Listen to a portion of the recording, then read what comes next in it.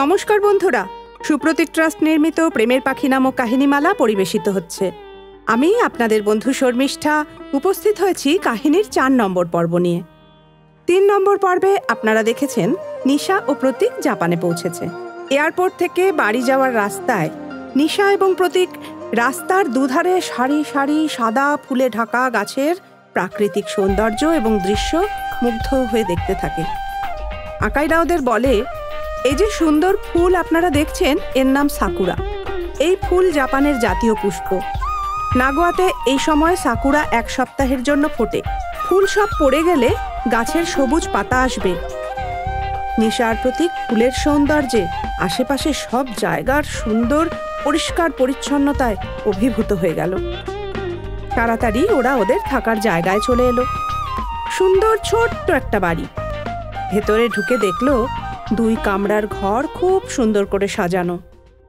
কিন্তু ঘরের মধ্যে কোনো বেড দেখতে না পেয়ে ওরা মনে মনে হয়রান হলো। তখন প্রতীক আকাইরাকে জিজ্ঞাসা করলে সে বুঝিয়ে বলে, জাপান ঠান্ডার দেশ, সেই কারণে এখানে লোক তাতামিতেই শুতে বেশি পছন্দ করে। তাই জাপানিরা মেঝেতে পাতার জন্য তাতামি ব্যবহার করে।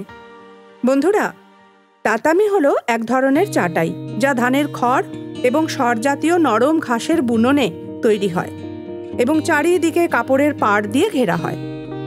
ঘরের ভেতরের জলীয় বাষ্পের পরিমাণকে নিয়ন্ত্রণ করা এবং মেঝের ঠান্ডা ভাব আটকানোর জন্য তাতামির ব্যবহার জনপ্রিয়।